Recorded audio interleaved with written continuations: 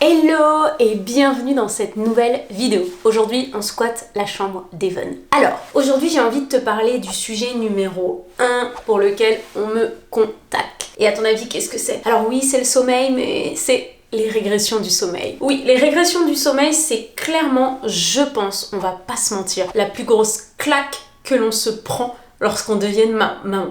Enfin, en fait, je suis en train de penser à toutes les autres claques que l'on se prend et bon, on va dire que c'est l'une des plus grosses claques. Mais ce qu'on va surtout dire, c'est quelque chose dont on n'a pas forcément entendu parler avant de devenir maman. On sait que le sommeil, ça peut être compliqué, on sait qu'un bébé, ça peut se réveiller la nuit, on sait plein de choses, mais on ne connaît pas forcément cette notion de régression du sommeil. Donc, c'est de ça dont on va parler aujourd'hui. Alors, pour te définir un petit peu rapidement ce que c'est qu'une régression du sommeil, une régression du sommeil, ça serait tout simplement se dire tout allait bien et rien ne va plus, du jour au lendemain. Tout allait bien ou tout allait presque bien et rien ne va plus. Donc par exemple, disons que ton bébé a 3 mois et qu'il se réveille 1 à 2 fois dans la nuit pour manger, pour téter, etc. Et que du jour au lendemain, il se réveille toutes les heures. Tu vois, c'est ça une régression du sommeil, ok? C'est vraiment... Tout était ok et là, je comprends plus. Du jour au lendemain, tout a changé. On va commencer par voir rapidement, par passer en revue en fait les différentes régressions du sommeil que bébé peut rencontrer. Alors on va voir la première. Pour moi, c'est souvent la plus difficile, ok? C'est celle des 3-4 mois. Celle où bébé passe du statut de nourrisson au statut de bébé, justement, d'accord? Celle où en fait le sommeil c'est plus forcément quelque chose d'automatique, d'accord? Le sommeil devient quelque chose d'un peu plus compliqué pour bébé. Bébé commence à se rendre compte qu'il y a 1 million d'autres choses bien plus intéressantes à observer que de dormir et du coup ça peut être compliqué. L'arrivée aussi du sommeil paradoxal peut aussi faire que le sommeil de bébé est perturbé. Ok, donc ça c'est notre première régression qui arrive généralement aux alentours de 3-4 mois, ok? Ensuite, on a la régression des 6 mois. Alors celle-là, j'aime bien dire que c'est celle qui passe le plus inaperçue, ok? Parce qu'il y a certains bébés, en fait, qui vont pas forcément l'expérimenter. Cette régression des 6 mois, en fait, c'est une régression qui va souvent être en lien, par exemple, avec le développement moteur, avec le fait que bébé commence à se retourner, pour certains bébés commencent à ramper, d'accord? Ça va aussi potentiellement être une régression qui va pouvoir être en lien avec une poussée de croissance, ok?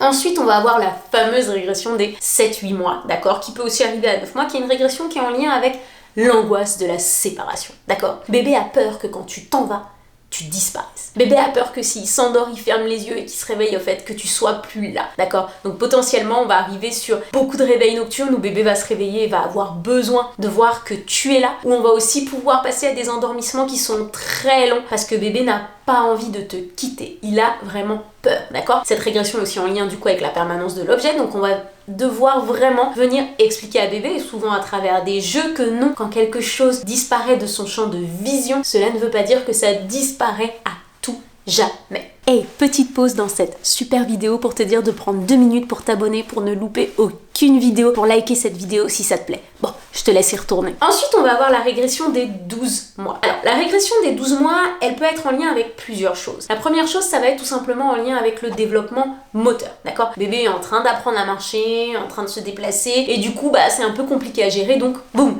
à nouveau réveil nocturne. Ça peut aussi être en lien avec le langage, d'accord? C'est souvent le moment où on voit que bébé commence à dire ses premiers mots, etc.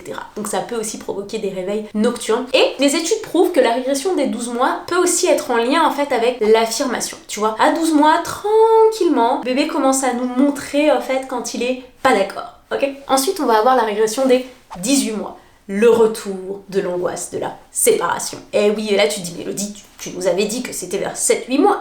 Je sais, mais ça revient à 18 mois, d'accord? Donc c'est potentiellement le moment où tu vas remarquer que bébé est beaucoup plus pot de colle. Là où tu avais l'impression que depuis quelques semaines, il était vraiment autonome, qu'il voulait vraiment faire les choses tout seul, là non. À nouveau, c'est comme une extension de ton bras et il veut plus te quitter, ok? Et enfin, on va avoir la régression des 24 mois. La régression des 24 mois, elle est en lien avec ce qu'on appelle le Terrible 2, le terrible 2 en français. C'est mieux en anglais. En fait, c'est tout simplement l'idée qu'en fait, bébé s'affirme, d'accord? Donc souvent pour le Terrible 2, en plus des réveils nocturnes, on va surtout avoir du mal avec le coucher. Eh oui, bébé s'affirme, donc bébé a envie de décider si c'est l'heure ou pas de se coucher, et puis s'il a envie ou pas de lire un livre, et puis si la routine lui plaît ou pas, etc., etc. En plus de ces régressions du sommeil que je viens de te citer, je veux vraiment que tu gardes en tête ce que je t'ai dit au début. C'est-à-dire que régression du sommeil égale évolution. Bébé est en train d'évoluer. Donc ce que ça veut potentiellement dire, c'est qu'en fait, il peut y avoir une régression du sommeil à tout moment. d'accord? Donc je veux que tu te dises à chaque fois que des réveils nocturnes réapparaissent, il faut que tu te poses la question. Qu'est-ce qui se passe pour mon bébé en ce moment? Parce que peut-être que ça sera pas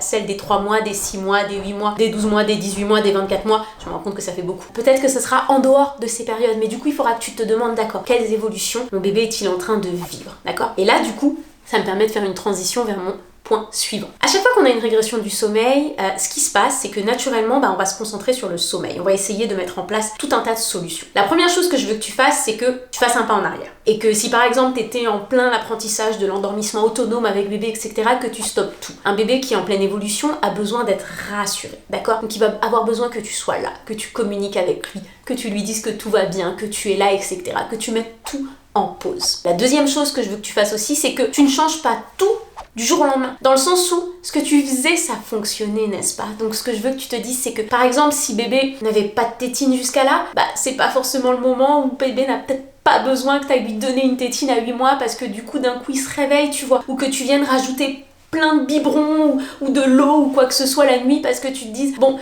il faut que je trouve une solution. Non.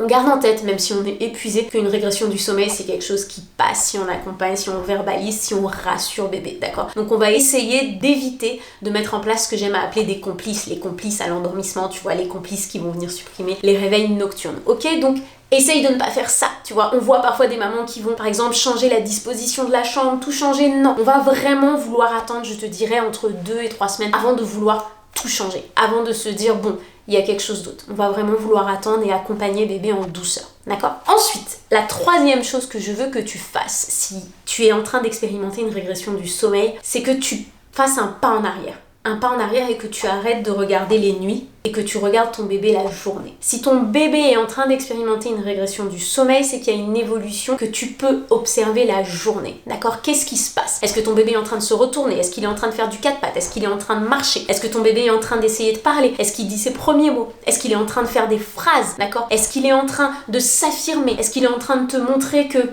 les choses qui l'intéressaient avant ne l'intéressent plus, tu vois? Est-ce qu'il est en train de te montrer que ça y est, il est envahi par ses émotions et du coup, tu as des nouvelles tempêtes émotionnelles qui arrivent? Qu'est-ce qui se passe en journée? Une fois que tu auras mis le doigt sur ce qui se passe en journée, je veux que tu te demandes comment est-ce que tu peux accompagner ton bébé justement pour le soutenir dans l'évolution qu'il est en train de vivre, d'accord? Un bébé qui par exemple sera en plein développement moteur, on va venir lui proposer plus de parcours moteur, on va venir essayer de faire plus de sorties à l'extérieur pour vraiment essayer de l'accompagner et qu'il puisse appréhender, comme j'aime à dire, ses nouveaux pouvoirs magiques, d'accord? Donc vraiment, régression du sommeil certes, mais on fait un pas en arrière, on regarde la journée et on regarde comment est-ce qu'on peut accompagner bébé en journée, ok? Et la dernière chose que j'ai envie de te dire et qui pour moi est assez importante, et je sais pas si ça va te rassurer, mais une régression du sommeil, c'est bon signe, d'accord? Comme je te l'ai dit, ça veut dire que bébé évolue, c'est bon signe et c'est normal, ok? Donc, rassure-toi comme ça, dis-toi que ton bébé évolue, qu'il faut juste que tu ailles mettre le doigt sur quelle évolution. Qu'est-ce qui se passe, d'accord? C'est ça en fait. Il faut vraiment que tu te transformes en détective. Il faut que tu te transformes en détective, ok? C'est vraiment ça ton rôle. Il faut que tu te transformes en détective pour accompagner ton bébé, ok? Une dernière chose que j'ai envie de te dire, c'est que peut-être, oui, peut-être que tu vas faire partie de ces chanceuses qui n'expérimentent pas les régressions du sommeil, qui n'en expérimentent que quelques-unes, ou, comme moi, qui les expérimentent toutes, d'accord? Mais dans tous les cas, comme je te dis, rassure-toi, une régression du sommeil, ça passe. Bon, je te laisse ici, je te fais des gros bisous et je te dis à très bientôt.